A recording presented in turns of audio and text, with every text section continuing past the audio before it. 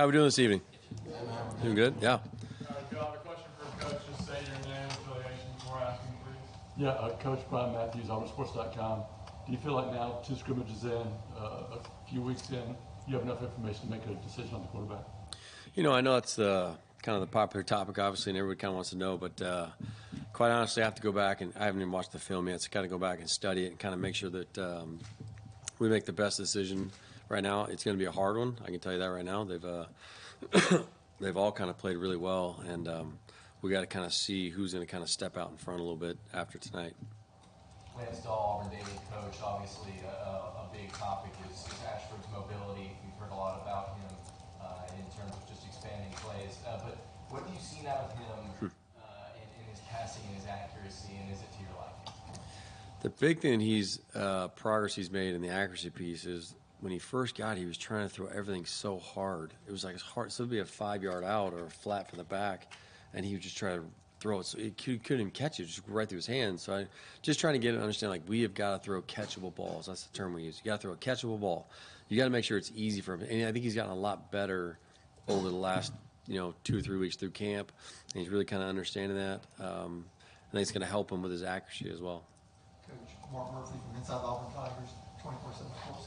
What were you hoping to get out of the scrimmage this evening? Yeah. And what was your overall opinion on how that went? Tonight was very situational. I mean, obviously it was just we kind of broke it up into situations of the game, kind of get our guys to understand that, in every game, in every drive, in every scenario, it always changes. So we try to put them in those scenarios tonight by doing some red zone, doing some backed up, obviously some different situations. So it didn't really flow like a normal game, so to speak. It was very kind of choppy because we had to hit these situations. So that was really the basis for tonight. And I think overall they did well. We started off a little slow, to be honest, and then we got going. Now it also helped because we had the ball down tight in the red zone because it was red zone period. But I think they responded well. Like I said, we started a little slow, but then we got going, and it picked up as we finished. Hey, Eric, Justin Hutchinson, Auburn Live. Is there anything you're doing different this fall in terms of the quarterbacks, in terms of charting them, or just trying to figure out who's being the most productive compared to maybe what you did last fall? Yeah. Those guys, did you change anything? We did. Got a little more in detail, and really in everything they're doing.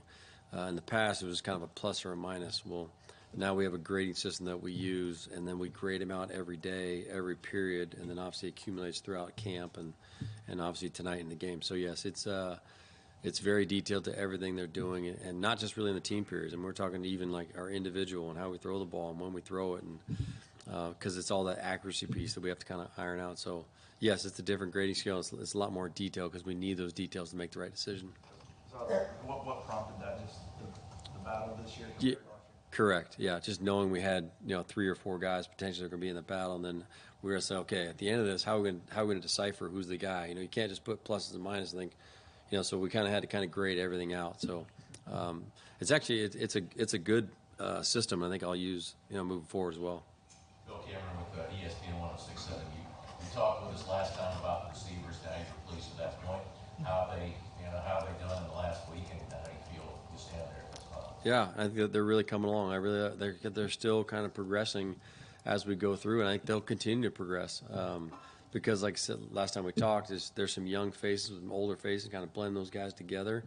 And I think some of the new guys are really taking the initiative to kind of fit, not just be the new guy, but now kind of fit in and make plays, and they're getting more comfortable in the system. So I'm excited about that group moving forward. It could be kind of a sneaky group and no one really knows they're there, and then they'll kind of sneak up on you. Eric, Philip Marshall, 247 Sports. The difficulty of obviously any camp, and then being a first-time coordinator in this program for these players, what kind of challenge has that been, and how have you dealt with it? In what regard? Just in getting things done that you want to get done, and understanding each other. Yeah, I think for the most part, when we kind of put our installation plan together offensively, we kind of take it day by day on exactly what we're trying to get done and get coordinated with the staff and our players and myself. So that's kind of been the biggest part is there's a lot of good ideas out there. We do a lot of good things on offense, but now it's how can we hone it to fit our players? What do they do well? And that's what we really have to do kind of moving forward is find out that magical formula, whatever it is, in our playbook, and then pull those things out that, like whoever, like Robbie. Robbie can run, so we got to get him in a position where he can run and get on the perimeter and throw the ball as well. So that's kind of the magical piece that we're looking for right now is what's the best formula for us. I think we're getting close. I really do. I think we're getting closer, I should say, as we get into game prep. Would you say what y'all do, been talking to the pro style offense and this kind of, how would you or would you name your offensive scheme? Yeah, we have a pro style system that has some no huddle elements to it. So that's kind of how we phrase it. It's like for quarterback, you're going to get under center, you can do some play action. We're going to get no huddle. We're going to do these things that a lot of these NFL teams are doing, and not all college teams are doing that. And I think that's our blend. That's what makes it a little different. Where we're going to have 2 tight ends on the field, get under center, we can run the ball, and then boom, you spread them out in 4 wide, and then do a little RPO or something if we need to. So that's what's going to make us different. I think when teams are preparing for us, what do they prepare for? And that's kind of the advantage behind it. Eric, I'm the bias move on AL.com. Hope you're doing well today. I'm doing great. Good. Yeah, doing great. Thank you for the updowns. All right. Yeah. But, from there, with the quarterbacks, can you tell us who took first team reps, as well as can you tell us how each guy did from what you saw? Yeah. They all took reps. We kind of rotated them through evenly for that reason, because we wanted to give them a fair opportunity to go with the 1s and the 2s and the 3s. So again, I need to kind of watch the film, really evaluate it. My feel, my gut, just without watching it, just for calling the game, was just TJ had really good command. He had a lot of precision. He checked some plays for us and got us the right play, which is good. Robbie's flashy, can run around. He has really done, and I'm kind of speaking for the whole camp, but obviously today kind of materialized a little bit. But he's doing a better job just maturing in the position. He's really athletic and really run, but he's starting to play the quarterback position, which is important. And then Zach, we got to keep bringing him along. He's been kind of, like I said, like intertwined with all of our groups and the first, second, third team. And he has good days and bad days. We kind of keep him consistent as we go through. And I think that's kind of the push for all these quarterbacks getting ready to move into Mercer. How would you describe TJ's camp, summer and camp thus far?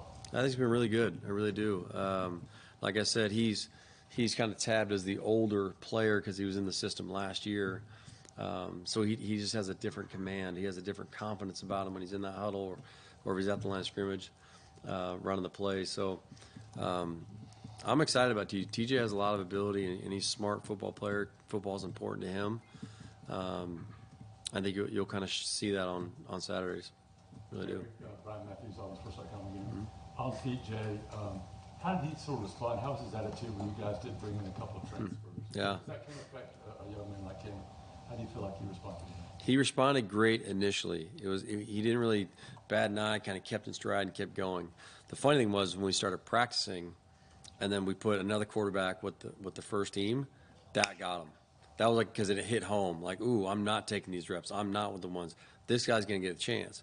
So I think what that did, though, so he was a little upset first. We had to kind of talk him through it a little bit. Once he got through that, and he understood it's all about competition, getting the best guy on the field, it's going to make all of us better, he embraced it. It was a lot better. The initial shock at first, but then he got better through it. Do you feel like that shows some maturity the way he handled it? Oh, yeah, absolutely. Robbie, same thing. Same thing with Robbie. Robbie would go, he'd run with the Blues one day. Next day we put him with the Orange, our second group, and he'd go in the tank. I'm like, Robbie, you can't go in the. What happens in a game if you make a mistake in the second quarter? Are you done for the rest of the game? So just teaching him through that mental aspect of the game, kind of through this quarterback competition, has been good really for all of them. Yeah.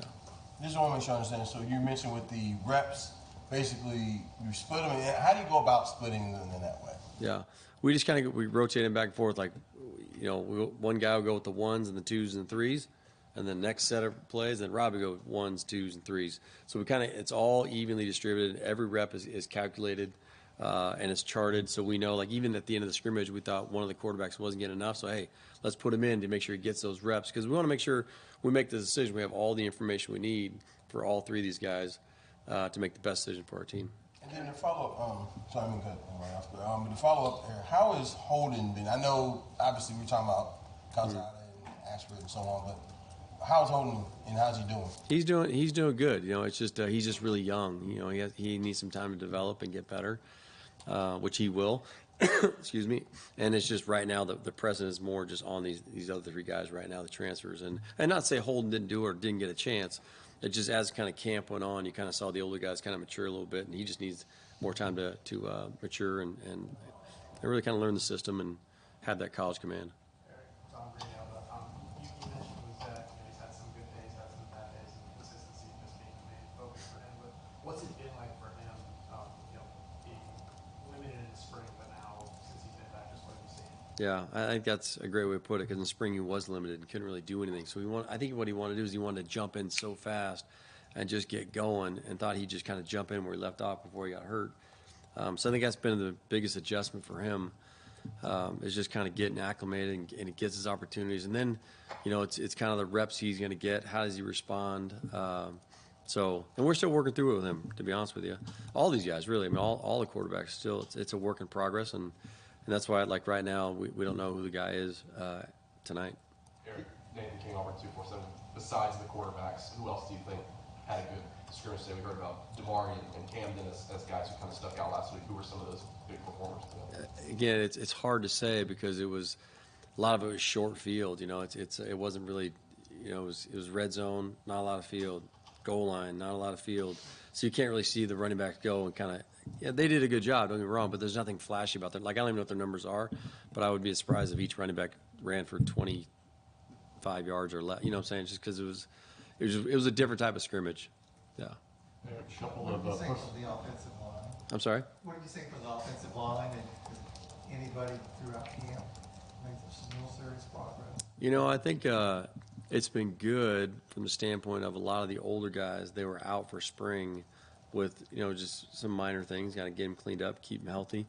And then now they've come back, and you see their progress. Now, it was slow at first, to be honest with you. Now it's kind of picking up, and they're really kind of getting in their groove right now, which we need to kind of continue to do as we get, obviously, in the season. But they're all doing really good. They really are. I wouldn't really point out one particular player, so to speak. But it's a good unit right now, and we got to continue to build on that. Because I say it all the time in the offense, it all starts with those guys. The guys up front, we're going to win and lose games off of those guys and how we protect the quarterback and how we block up front for the running backs. And that's a good thing. Everybody always wants to look at the quarterback, but it's only as good as those guys up front. And I think I'm very pleased with where they are right now. Coach Friend's done a great job, and we'll kind of continue that as we get closer to the first game. Eric, a couple of personnel questions. Was Tank able to go today, and who did you work at center? We had a few guys rotating through. Tank, he did not go, not because anything bad. It was just we wanted to get those other guys reps. Tank had a lot at the beginning, so we wanted to get the other two guys some more reps. And so there was nothing really wrong with Tank. It was just more of getting those other guys reps. They needed it. Damari's had a great camp. He's doing really good. Last scrimmage, he did a great job. We want to kind of build on that because we're going to need him. You need, in this league, as you guys know, game 8, 9, 10, you need 3 or 4 backs just because of the type of league we're in. And Tate Johnson, Brandon Counselor, guys who worked at center today? Yeah, we're kind of rotating all those through. Yeah, sorry, I didn't answer that question. Yeah, rotating all those guys through. And Tate's doing a good job. He really is. He's doing a great job. And then Brandon helps us get a little more size in there, which I think we'll need when we see some of these D-line we're going to see. They're doing good. Malcolm Johnson was mentioned about a week or two ago as having a good camp. Has he continued that? Is he stepping up, you feel like? He is. He's doing well. Like I said, I think he's the guy that can really run and get it out there, and we got to find creative ways to get him the ball, which I think Coach Hillier's done a great job with him. Really, that whole group developing him. But yeah, I'm looking for big things from him this year. Is there a possibility that Brahms can be back for the start of the season, or? Yeah, we're still working through it. Yeah, absolutely, he could be. Thank you, Coach. Yep, you got it. All right, thanks, guys. Appreciate it.